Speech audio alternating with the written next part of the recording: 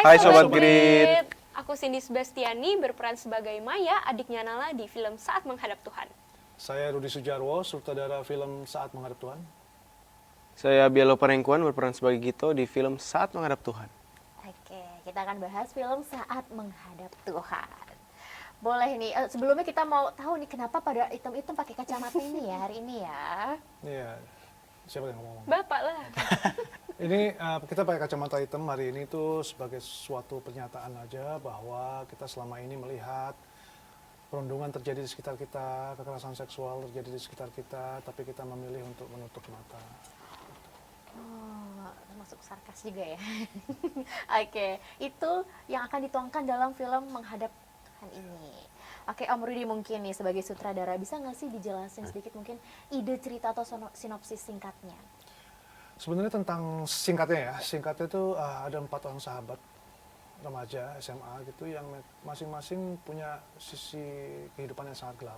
Ada yang mengalami trauma masa kecil, ada yang terkena kekerasan seksual oleh bapaknya, dan ada yang broken home di rumah dan akhirnya mendapatkan perundungan di sekolah. Dan itu semuanya akhirnya mereka bersatu, dan kegelapan-kegelapan itu tiba-tiba ketika mereka bersama-sama tuh semuanya menjadi lebih terang karena masing-masing menyinari cahaya ke masing-masing hidup. Jadi ketika mereka udah berempat tuh udah tuh kayak lupa gitu loh. Tapi kan masih ada di situ sebenarnya kegelapan itu. Oke, yang paling kepo nih Om mungkin, Om Rudi dulu ya Kak ya. Kenapa mengangkat isu sosial ini Om?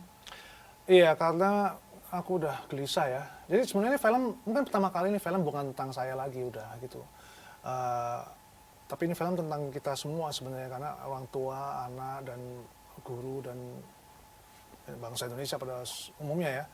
Bahwa kita tuh semakin banyak dan semakin deras kayaknya perundungan-perundungan terjadi, kita lihat di sosial media, kemudian kekerasan seksual oleh bapaknya, kita lihat logo segala macam, tapi kok rasanya tidak menjadi prioritas utama untuk kita tindak lanjuti secara benar gitu.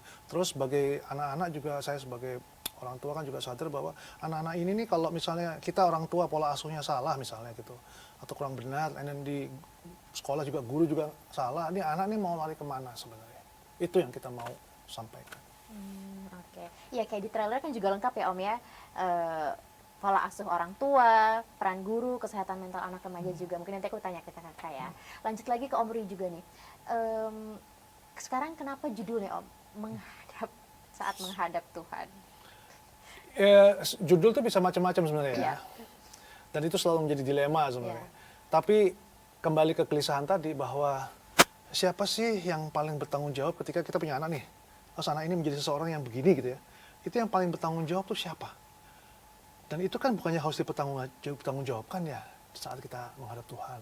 Bisa dari sisi itu. Tapi kalau orang penonton punya perspektif yang berbeda bahwa saat menghadap Tuhan, bahwa setiap hari kita harus selalu sadar bahwa dalam segala tingkah laku kita, keputusan kita, dan apa yang kita lakukan terhadap anak kita atau remaja atau orang tua itu semuanya ada dia gitu loh. Yang kita lakukan semuanya ada di hadapan dia sebenarnya gitu. Itu juga bisa menjadi begitu. Jadi bebas sebenarnya. Tapi kalau dari sisi saya yang tadi, siapa yang paling bertanggung jawab sebenarnya? Oh ternyata itu maksudnya ya. Oke. Nah mungkin sebagai aktor dan aktrisnya nih Kak, kenapa sih Kak mau menerima ajakan film ini? Yang aku tahu ini prosesnya casting ya Om? Oke, mungkin dari sini. Kalau sejujur-jujurnya kan ini kita yang apply dulu nih, aku yang approach gitu karena Mas Rudi kan open casting gitu di share di Instagram, aku apply, terus disuruh kirim video castingnya secara online, aku kirim, nggak keterima gitu awalnya. Terus beberapa minggu kemudian baru di reach out lagi sama Mas Rudi, baru ditawarkan yang lain gitu, peran yang lain. Aku kan awalnya apply-nya sebagai Nala gitu. Kemudian ditawarkan sebagai Maya, yang which is pas aku baca posternya umurnya 14 tahun. Sementara saya sudah 24 tahun. Jadi kayak beda 10 tahun gitu. Aku awalnya mikir bisa nggak ya gitu. Kok umurnya terpaut beda jauh nih. Cuma Mas Rudi nanya pas di chat, tapi kamu harus saya rombak dikit ya, ntar saya dandanin jadi kayak anak SMP gitu-gitu. Bisa nggak kamu? Bisa nggak bisa? Bisa, pokoknya harus bisa gitu. Karena ini satu-satunya tawaran yang datang ke saya. Karena aku nggak punya nama, jadi mau casting sana sini pun ditolak karena nggak punya nama. Jadi kayak ya udah ada tawaran yang masuk, ya bisa nggak bisa bodo amat, gas dulu aja gitu.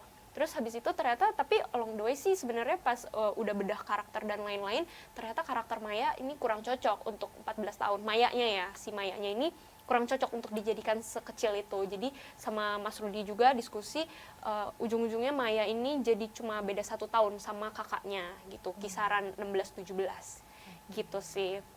Kalau ditanya kenapa mau, aku pertama itu karena ini satu-satunya tawaran yang datang, dan juga pas aku lihat secara garis besarnya, memang kan pas casting itu nggak ada dikasih tahu detail, tapi garis besarnya aku bisa lihat ini adalah film yang ada value-nya gitu, bukan film ece-ece abal-abal gitu. Dan aku ingin banget bermain di film yang memasukkan emosional itu ekstra. Nah, itu memang film yang aku cari sih sebenarnya. Kebetulan dapat, puji Tuhan, jadi ya udah gaskan gitu. Oke. Gimana? Ada cerita? Lewat casting dulu. Lewat casting, jadi Om Rudi kan lagi nyari pemeran ya. Cowok SMA gitulah. Yaudah lah, ditanyakan ke Tante Oni sampailah ke papa saya. Papa saya kira nanya ke saya, kan kamu mau ikut nggak casting film? Siapa tahu keterima. Yaudah oke dong, siapa tahu kan. Datanglah sore-sore ya ke rumah Om Rudi, oleh ngobrol-ngobrol dulu. Setelah udah, terus papa saya diusir kan keluar ruangan buat casting. Bahasanya. Gue suruh tunggu luar lah. Kira casting, awal tuh dapat buat pemeran lain. Yaudah berjalan waktu, jadi setiap saudara kan ada cara-cara buat beda-beda ya. Ada yang reading di table besar gitu. Kalau Om Rudi kan tipenya workshop, simulasi. Jadi kita simulasi langsung bersama pemainnya, terus tadi direkam, terus langsung dipresentasi ke Om Rudi. Jalan waktu tiba-tiba ditawarin, kamu mau nggak jadi Gito? Ya udah dong, siapa sih yang nggak mau kan pemeran utama. Yaudah akhirnya diterima jadi Gito. Kenapa mau ngambil film ini? Karena film ini tuh ngambil isu-isu yang ada di masyarakat sekitar kita ya, di Indonesia. Yang kebanyakan emang terjadi kayak gitu, masalah-masalah sama-sama terus. Ya, mungkin dari film ini kan bisa untuk menyadari warga Indonesia buat sadar atas kelakuan-kelakuannya itu salah. Dan bisa membuat trauma yang sangat berat dan besar buat si korbannya. Gitu sih. Oke. Pendalaman karakternya sendiri Kak, gimana Kak? Ada kesulitan nggak? Jujur pendalaman karakternya itu seru banget. Karena kan kita ini nggak ada dialog kan. Improve berarti? Ya, improve. Hanya diberi intentionnya saja. Jadi kita dialog, kita kembangkan sendiri. Nah, gimana caranya kita bisa kasih dialog yang tepat, bisa deliver message dengan tepat ke audiens kalau kita nggak mengembangkan karakter kita, pendalaman karakter kita dengan benar. Makanya itu kita ada simulasi namanya. Jadi kita tuh bukan reading di atas meja, baca naskah, enggak. Kita simulasi, kita adegankan itu benar-benar di rumahnya Mas Rudi, terus direkam sama Mas Rudi. Nah, itu seru banget. Karena sepanjang kita mengadegankan itu, kita jadi kenal karakter kita lebih dalam. Jadi sebelum kita mulai syuting di bulan Desember itu, kita udah siap jadi karakter kita itu udah kebentuk. Itu seru banget sih menurut aku. Berarti tadi kan dibilang nggak ada script dan lain, ada tapi secara garis besarnya aja. Berarti emosionalnya juga itu nyata banget ya? Bener-bener dari asli kita semua, rasa kita semua. Aku ngeliat trailernya sedikit aja kayak ada yang teriak-teriak itu ke anaknya ya. Kayak nyampe banget ya Om ya. Ternyata nggak ada script ya. Kakak gimana? Ada kesulitan nggak Kak? Peranin gitu. Kesulitan enggak ya, karena kan kita melalui workshop ya. Jadi misalnya lagi adegan ini kita peragain sama Maya, jadi langsung tuh dikasih tahu, misalnya kita lagi di ruang makan lah bareng-bareng. Terus kamu lagi ini ya kita dalemin. Kita ya, dari dialognya kita cari-cari yang bagus, yang pas buat film itu apa. Ya kan workshop juga beberapa bulan sebelum syuting. Jadi kita dalam workshop tuh kita ada simulasi buat masuk ke karakter tersebut. Makanya udah gampang sih. Aman berarti ya. Aman. Kalau boleh tahu syutingnya di mana aja dan berapa lama nih? Di daerah Ciganjur, Cilandak, Jagakarsa ya. Oke. Tapi aman selama syuting ya Om ya, nggak ada kendala segala macam. Kendala nggak ada. Aman. Oke. Nah, mungkin sebagai sutradara nih Om Rudi. Biasanya kan filmnya setiap film Om Rudi yang dihasilkan sepertinya berbeda, dan kali ini kayaknya spesial untuk mengangkat isu ini gitu ya Om ya. melihat tadi dari keresahan pribadi sendiri, mungkin ada solusi dari film ini sendiri yang Om Rudi harapkan gitu, Kalau pesannya gitu. yang saya harapkan sebenarnya kita bisa berbagi luka aja lewat film ini gitu, karena solusi Ya, terlalu tinggi. Cuman gini, berbagi luka dan dalam prosesnya kita sama-sama mencari yang terbaik itu apa yang bisa dilakukan. Misalnya kalau kita tahu ada itu terjadi, gimana ya supaya nggak sok pahlawan ya. Atau yang terjadi dalam orang yang menjadi korban, kalau dia nggak bisa ngomong, nggak bisa telepon, malu, apa bisa tulis, bisa apa, itu semua kemungkinan harus kita angkat semua setelah nonton film ini gitu paling nggak. Jadi menurut aku itu yang lebih penting, kan pasti setiap orang punya luka kan, nggak sekecil apapun pasti ada. Nah kayaknya udah saatnya tuh, ayo gitu kita bagilah gitu supaya lebih ringan kita ngadepinnya. Gitu. oke. Kalau dari mana? Pesan karakternya sendiri Kak, mungkin meranin tadi sebagai Gito dan Maya, ada nggak yang bisa diambil? Ke siapa nih? Gitu. Gito. Pesan. Gito tuh broken home ya. Dia tinggal sama ibunya. Terus ibunya tuh suka nyokin Gito di rumah. Jadi kadang kalau pulangnya bodo amat, kalau misalnya ulang tahun pun juga tetap dicuekin gitu loh. Kayak udah ulang tahun aja. Pesannya ya mungkin buat para orang tua untuk belajar cara mengasuh anak lebih baik dan benar ya, cara buat ngasuhnya supaya anak itu kan biar bisa jadi jati diri sendiri dan tidak hancur. Aku sedih dengar. baru itu. Kak gimana? Kalau aku sebagai Maya, aku dapat pesan gini, you don't have to wear a mask all the time. Karena Maya ini yang aku lihat, dia tuh kalau dilihat orang tuh kayak, ih Maya cheerful banget, very bright person, gitu. Tapi deep down itu sebenarnya kenapa dia bisa se-cheerful itu, se-bright itu, adalah itu sebuah bentuk manipulasi dia ke dirinya sendiri gitu loh. Oleh karena luka-luka yang dia alamin dari keluarganya sendiri gitu loh. Jadi dia apa ya, sedikit agak denial ya sebenarnya sama apa yang dia alamin dari keluarganya gitu. Jadi enggak, I'm fine gitu. Gue lihat gue happy gitu-gitu. Gue cheerful kok, hidup gue nggak ada masalah. Tapi itu hanya masker wajah, apa tuh? Topeng. Masker wajah nggak tuh?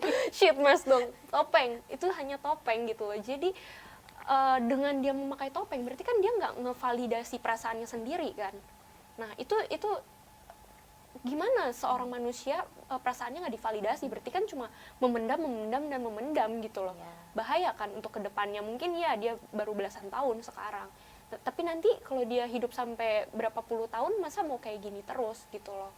Jadi ada baiknya untuk orang-orang mungkin yang suka pakai topeng, ada baiknya kalian bertemu dengan orang yang tepat, ngobrol, minta solusi, ceritakan masalah hidup kalian, curhat, mungkin bisa ke psikolog atau ke leader yang kalian anggap tepat gitu, bisa memberi solusi yang tepat gitu. Jangan ke orang yang salah juga ya, jangan asal cerita ke orang yang salah, nanti terjerumus ke yang enggak lah gitu. Dan kadang-kadang kita mungkin kenapa berbagi luka ya, kadang-kadang kita dengerin aja sebenarnya udah cukup sih untuk awal-awal ya. Mereka sampaikan, kita dengar aja gitu, nggak usah menghakimi, nggak usah apa.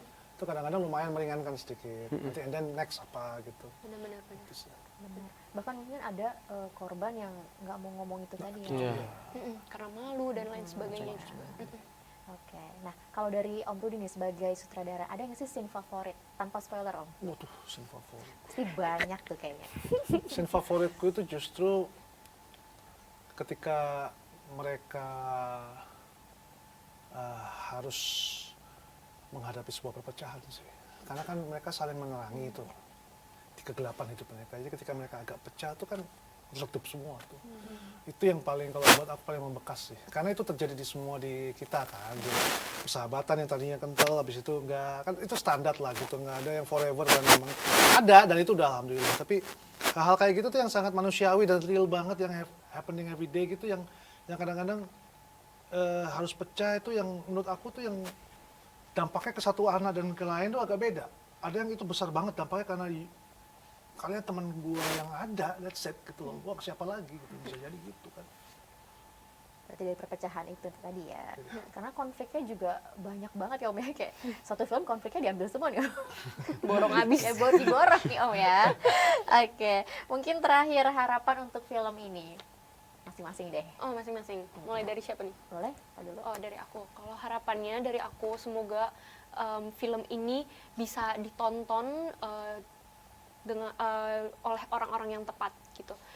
Semoga film ini bisa menjadi berkat bagi banyak orang. Amin. Ya, aku berharap pelajaran-pelajaran positif, ini banyak banget pelajaran positifnya dalam film ini, bisa kalian ambil, kalian apply, dan ini pun bukan hanya untuk anak muda, ini tuh juga bisa banget untuk para parents di luar sana, untuk bisa belajar melihat dari sisi anak. Jadi nggak melulu dari sisi orang tua selalu benar gitu. Coba sekali-kali setarakan posisi, lihat dari sisi anak juga gitu. Jadi ya makanya aku bilang semoga film ini bisa menjadi berkat bagi banyak orang gitu. Oke. Karena dulu Om Rudi terakhir. Oke. Ya semoga dari film ini orang-orang bisa sadar ya atas misalnya perlakuan mereka yang kejam atau yang membuat orang-orang lokal sebagai sadar atas perlakuan mereka, karena bisa membuat trauma yang sangat melekat di hati ya. Mungkin bisa bikin buat orang yang tidak pede, jadi bisa ngomong ke orang lain atau apapun itu. Semoga bisa jadi pelajaran buat sadar atas kelakuan mereka. Kalau dari saya, bahwa semuanya itu nggak ada kata terlambat sih untuk mengubah diri kita lebih baik. Kalau kita orang tua ya kita pola asuhnya nggak ada kata terlambat. Mau umur berapa, syukur-syukur kita menyadarinya lebih early gitu ya, untuk mengubah cara kita menghadapi anak kita. Gitu. Terus kedua juga, kita juga harus lebih peka sebagai orang tua untuk anak kita ini yang terbaik buat dia nih, di mana semestanya dia tuh. Dia harus kita taruh di seperti lingkungan seperti apa gitu, dan belajar dari guru yang seperti apa. Itu menurut aku udah aman. Dan kita harus peka juga kalau anak ini misalnya ketika ada perubahan-perubahan dalam diri dia yang sebagai orang tua, kita harus sadari gitu loh. Yang kita mungkin, sekali lagi orang tua itu kan di satu sisi mungkin anak ini akan susah mendengarkan kita karena kita udah ada jarak dengan, kita kasih tahu gitu, ini enak nih, mereka nggak dengar tapi temannya bilang kan enak, ini baru didengerin gitu kan. Nah itu mungkin tantangan buat kita supaya jarak itu kita harus kikis terus gitu, jangan nggak boleh lelah, karena kita lelah kita give up, nyerah, itu udah pasti kita udah harus bertanggung jawabkan itu. Setuju. Jadi antara orang tua dan anak kalau bisa nggak ada jarak, orang tua memposisikan dirinya sebagai teman sang anak. Iya, tapi kan itu idealnya tuh, Ya. ya kan? Tapi kan yang penting menurut aku adalah kitanya tuh bahwa memang kita harus di-upgrade terus diri kita gitu. Karena mereka bereaksi itu kan bisa jadi karena lu kemarin-kemarin begini ke dia gitu. Apa gitu yang jadi emang harus begitu kalau emang niatnya bener untuk kelangsungan hidup mereka nanti ya. Karena ya aku membuat film ini juga karena aku nggak perfect, nggak sempurna, jadi jangan merasa bahwa ini film ngajarin lah kayak lu udah bener aja jadi orang tua. Enggak, justru kebalikannya, gue justru karena nggak perfect itu gue ngerasa bahwa ayo kita perbaiki bareng, gue juga pengen tahu caranya nih, gue takut juga lah gitu kan. Oke, aku juga sempat lihat di trailer guru-guru pada mau nobar katanya Om. Iya, Karena kan ada yang masalah sekolah juga kan, Betul, karena betul. setengah hari anak Iya. itu kan di sekolah kan, Betul, guru betul. juga mempunyai peran penting. Betul. Oke, jadi Sobat Gerd bisa nonton Saat Menghadap Tuhan kapan nih? Tanggal Bareng aja. Boleh, bareng. boleh, Oke. boleh. Gimana ngomongnya? Tanggal 6 Juni 2020. Aku saksikan nonton. Nonton. 1, 2, 3, jelas. Iya ya. Oh, Om Rudi aja. Jangan udah. Apa? Rudi aja, Om Rudi. Aplikasi supaya kamu nggak